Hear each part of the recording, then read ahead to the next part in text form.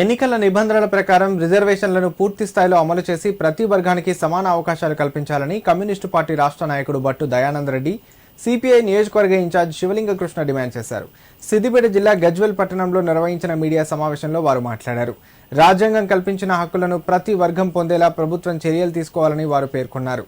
గజ్వెల్ ప్రజ్ఞాపూర్ మున్సిపాలిటీలో 20వ వార్డుల్లో మహిళలకు రిజర్వేషన్లు అమలు చేసినట్లే కోఆప్షన్ సభ్యుల ఎన్నికలలో కూడా ట్రాన్స్జెండర్లకు ఒక స్థానాన్ని కేటాయించడం అవసరమన్నారు. సమాజంలో ట్రాన్స్జెండర్లకు సరైన గుర్తింపు, ప్రాతినిధ్యం కల్పించాల్సిన బాధ్యత ప్రభుత్వంపై ఉందని, వారి హక్కులను పరిరక్షించే దిశగా ప్రత్యేక చర్యలు తీసుకోవాలని వారు కోరారు. ఈ డిమాండ్లపై ప్రభుత్వం, సంబంధిత అధికారులు వెంటనే స్పందించి నిర్ణయం తీసుకోవాలని, లేని పక్షంలో ట్రాన్స్జెండర్లతో కలిసి భారత కమ్యూనిస్టు పార్టీ ఆందోళనకు దిగుతుందని హెచ్చరించారు. గజ్వెల్ మున్సిపల్ సమావేశం జరుగుతూ ఉన్నది.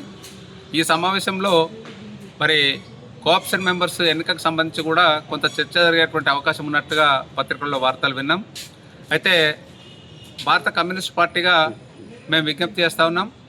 రాష్ట్ర ప్రభుత్వము ఎన్నికల సందర్భంలో మరి కోఆప్షన్ మెంబర్ల ఎంపికలో స్థానిక మున్సిపాలిటీ పరిధిలో ఉన్నటువంటి ట్రాన్స్జెండర్స్కి ఒకరిని కోఆప్షన్ తీసుకోవాలని చెప్పని స్పష్టమైనటువంటి ఆదేశాలు ఉన్నాయి.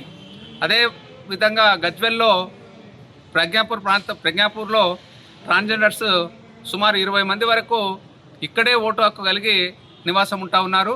కాబట్టి ఈ కోఆప్షన్ సభ్యుల ఎంపిక కార్యక్రమంలో తప్పనిసరిగా ఒక సీటు ఈ ట్రాన్స్జెండర్స్కు ఇవ్వాల్సినటువంటి అవసరం ఉన్నది.